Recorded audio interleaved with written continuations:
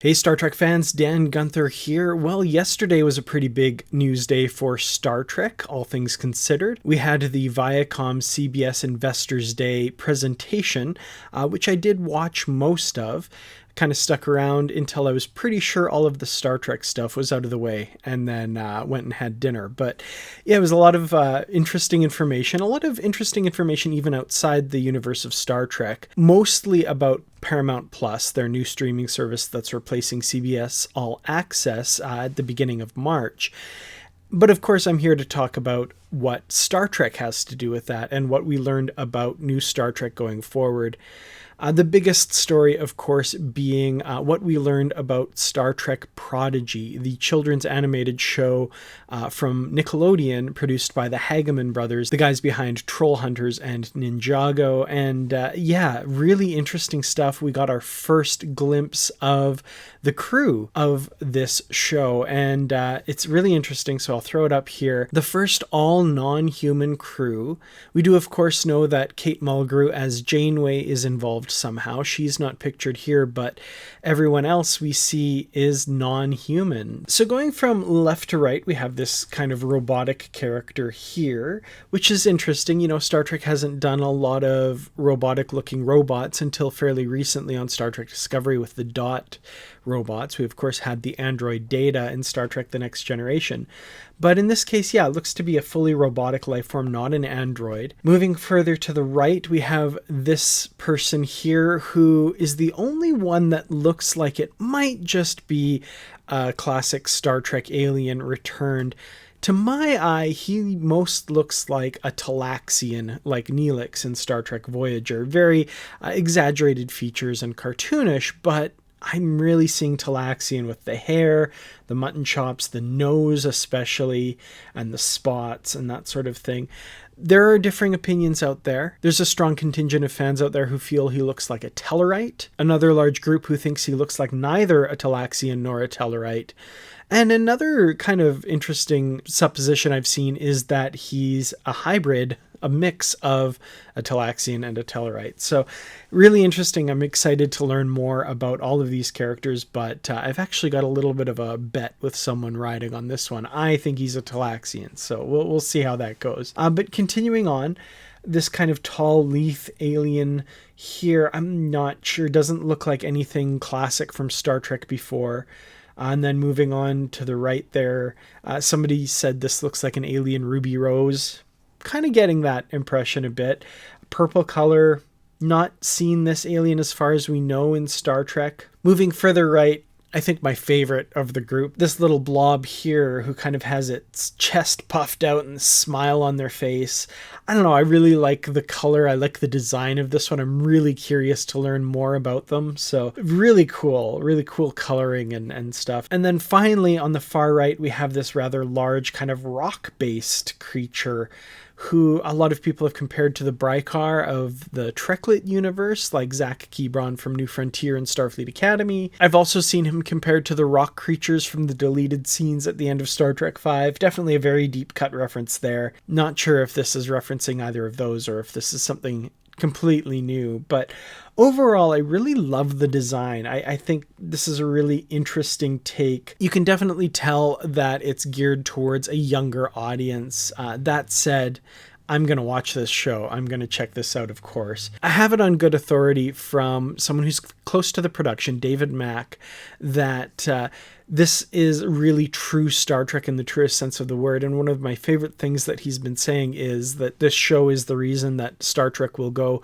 another 50 years beyond all of us. And yeah, I'm really curious. High praise coming from David Mack, someone whose opinion I trust implicitly. He's crafted some amazing Star Trek stories and really knows his stuff.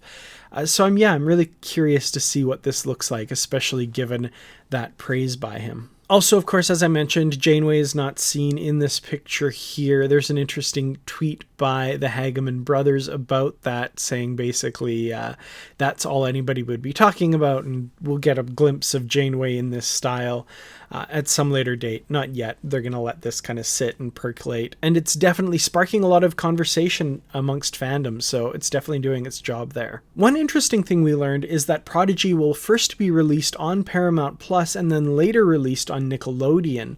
So this is interesting. The kind of assumption was that it would be released on Nickelodeon and maybe show up on Paramount Plus later or at the same time or something. But no, it appears that it will be first run on Paramount Plus on their streaming service and then later on Nickelodeon. So definitely not what a lot of people are expecting, but an interesting insight into how we will be seeing this series. Now, of course, I'm not in the US. I don't know if it will be on Paramount Plus in Canada or on one of the other services that the other Star Treks are on here in Canada.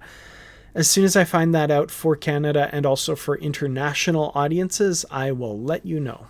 Another thing from the presentation was a kind of Star Trek universe sizzle reel. That's what they call these kind of things that aren't really trailers, but like to build hype, like a little bit of a teaser trailer kind of thing.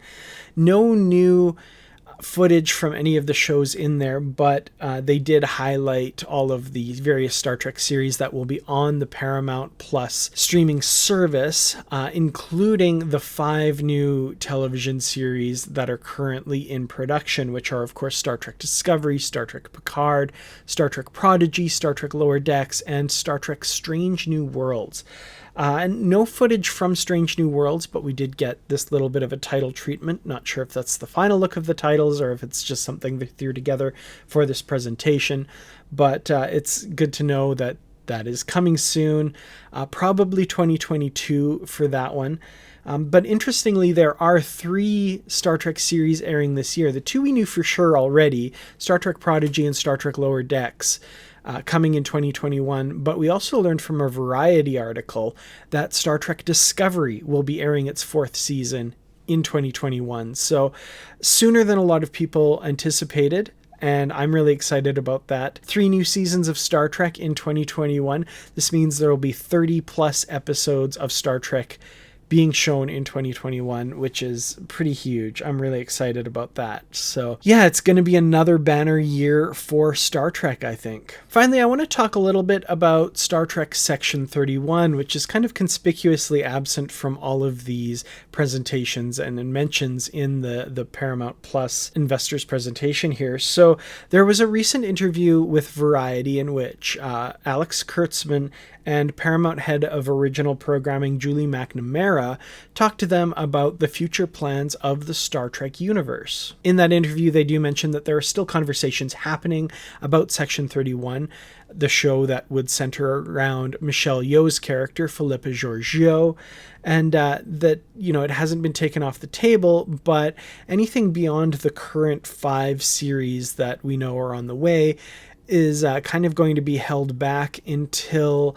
one of those series runs its course. So this is interesting, and I think probably a very prudent move. You don't want to oversaturate the market, and 5 series is certainly an abundance of Star Trek. So I feel like the Section 31 show is still going to happen. I feel like it probably would have been included in this 5 had it not been for the groundswell of support behind Strange New Worlds and the idea of a Pike series. It feels like that one kind of got moved up the line and pushed for faster into development because of the fan outcry for that sort of series, which means that Section 31 may have been a slight casualty of that. Again, I still think it's coming, but it does sound like they're holding off on it until one of the series runs its course. On that note, my assumption as to the first series that will have run its course, as they say, is probably Star Trek Picard. I feel like it kind of had a 3-season thing built into it. They kind of talked about that when they were first starting, and it's possible that Section 31 may come in at that time to replace it. There may also be other series that will come in to replace it instead, though. However, they do talk about that there are other series that have not been announced that are currently in development as kind of replacements as these shows run their course. So that said, it looks like there is a definite plan for years to come for the Star Trek universe, and I think personally, and I know people disagree, that's fine. You can like what you like and dislike what you dislike, but I'm really enjoying the current state of Star Trek. I'm really excited to see where it goes from here.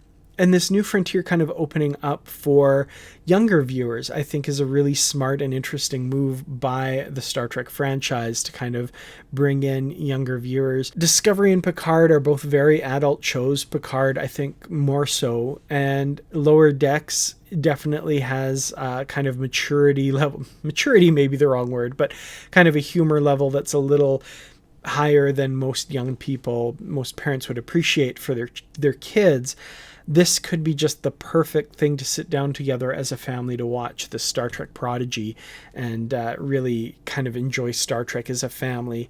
So I'm really excited to see where this goes, excited to see where all of the new things in Star Trek go, and of course Strange New Worlds, which we now know is currently filming. I'm excited to learn more about that as that comes next year. 3 new seasons of Star Trek this year. I couldn't be happier. So thank you all so much for watching. Thanks, of course, to the Patreon supporters for their help in bringing these videos to you. Could not do it without you. I really do appreciate your support. Go to patreon.com/Kertrats to help out. To everyone else, thank you so much for watching. Like and share if you felt this video was worth it. Subscribe to Kertrats Productions if you haven't already for all sorts of new news and interesting videos about the Star Trek universe.